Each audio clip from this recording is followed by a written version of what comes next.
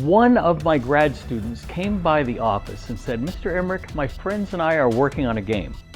And I thought, okay, can we show it to you? Well, sure, just bring it in on a Saturday. His group came in and they showed me a game that was clearly in the two-player competitive category. Games like Magic and Pokemon leap to mind. I saw some issues with these games that I wanted to fix. You know, they're fun games, don't get me wrong, but there are moments in those games where you don't have fun anymore. You're no longer playing against the other person, you're just kind of sitting there watching them play. And so with Twilight of the Gods, we really wanted to make a game that players were always interacting with each other and there was always a meaningful choice to be made. Our main design philosophy is everyone gets to play with their toys.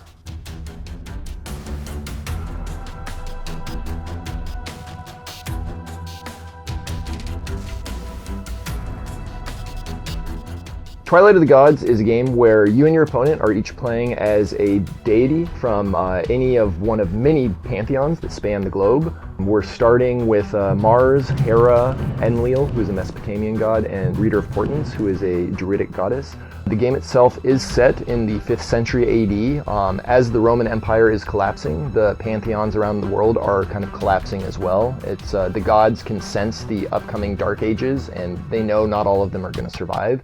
And so they're desperately struggling amongst each other to accumulate enough power to withstand kind of this upcoming bleak future. In this game, the cards interact with each other like a standard playing card game, in that you will have a hand of cards. You will then require resources in order to play those cards onto the table. Very similar if you've played Magic, Yu-Gi-Oh, Pokemon, pretty much any tabletop card game, you know how this system works. The big difference in our game is the trading mechanic in how you get resources. You can only get resources by trading with your opponent and then later on by seizing from them. What you try to do is you try to destroy each other's life stacks. Your life stack is your deck. In order to do that, you trade cards. Trading cards is one of the most important aspects of this game, because cards that you trade to your opponent become resources that you use in order to defeat your opponent. I really like all the traps that you can kind of set up in the game. And so you can kind of spring these different traps on folks or knock each other down.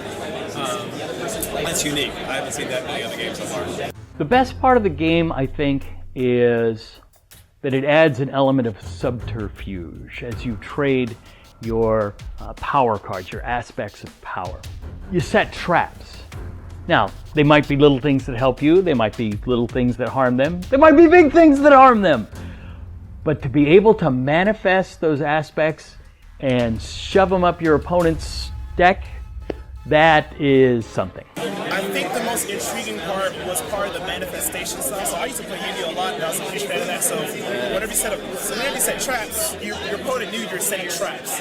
Whereas in this case, you're setting traps, but it's almost like a Trojan horse, where your opponents can use it to summon their bigger monsters, so they're thinking they're going to be great. So you have to be careful how much of the level 2s, level 3s you give your opponent. But if you're able to manifest them quickly and very effectively, you can disrupt the whole game plan without even knowing. One of the other great things about the mechanics of our game is that since our cards have their abilities on the front and then their resource value on the back, that means in your deck there are no wasted cards. Every single card in your deck can be used. You'll never have a situation where you draw a card and say, I can't use that. There's always a way to use it. I've not played a lot of card battling games. I'm not a Magic player, but this is definitely the way I would see Magic should be. I've tried Magic a couple times, wasn't a huge fan of it. I think this is way better than my experience with Magic. And one of the big things in this game is that we will eventually be drawing from a vast myriad of pantheons from all across the world. We want to make sure that everyone who plays our game can recognize something in there and can feel like they're being represented by something in our game. And for us, that's also why it's important that when we portray these gods and when we portray, units and creatures in the game,